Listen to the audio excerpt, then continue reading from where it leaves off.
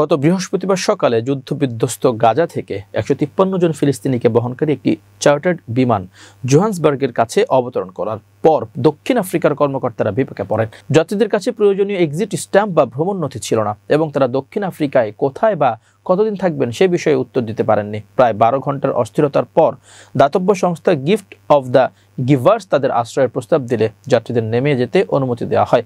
দক্ষিণ আফ্রিকার president Cyril Ramaphosa ঘটনাটিকে রহস্যজনক আখ্যা দিয়ে বলেন, মনে হচ্ছে তাদের গাজা থেকে বের করে দেওয়া হয়েছে। গোয়েন্দা সংস্থাগুলো এই বিষয়ে তদন্ত শুরু করেছে। বিতর্কিত এই স্থানান্তরের পেছনে রয়েছে আল মাজদ ইউরোপ নামের একটি গোষ্ঠী, যাদের বিরুদ্ধে ইসরায়েলি কর্তৃপক্ষের সাথে সমন্বয় করে কাজ করার অভিযোগ উঠেছে।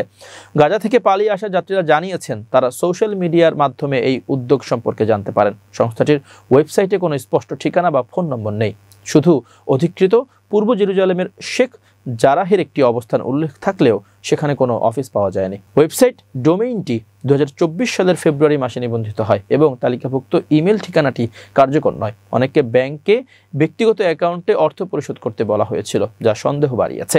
ওয়েবসাইটে থাকা ইম্প্যাক্ট স্টোরিজ এর বেশ কিছু পোস্ট সন্দেহজনক বলে প্রমাণ মিলেছে। একটি পোস্টে মোনা নামে এক সিরীয় নারীর গল্প দেওয়া হলেও সেখানে ব্যবহৃত ছবি ছিল সম্পূর্ণ ভিন্ন ব্যক্তির, যিনি লেবাননের ত্রিপোলিতে 2024 সালে একজন সাংবাদিকের তোলা ছবির মানুষ।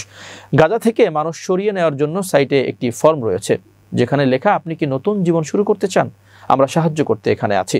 গাজা থেকে যাত্রীরা প্রত্যেকে $1400 থেকে $2000 পরিশোধ করেছেন। শিশুদের জন্য প্রাপ্তবয়স্কদের মতোই মূল্য। তাদের ছোট ব্যাগ, মোবাইল ফোন ও কিছু নগদ অর্থ সাথে নিতে বলা হয়। পরে রাফাহ থেকে বাসে করে কারেম আবু সালেম সীমান্তে নেওয়া হয়। সেখানে ইসরায়েলি কর্তৃপক্ষ তাদের পরীক্ষা করে কিন্তু ভ্রমণ নথিতে কোনো স্ট্যাম্প দেয়নি। এরপর তাদের র্যামন বিমানবন্দরে নিয়ে যাওয়া হয় এবং রোমানিয়ার একটি বিমানে করে কেনিয়ার নাইরোবি হয়ে দক্ষিণ আফ্রিকায় পৌঁছে দেওয়া হয়।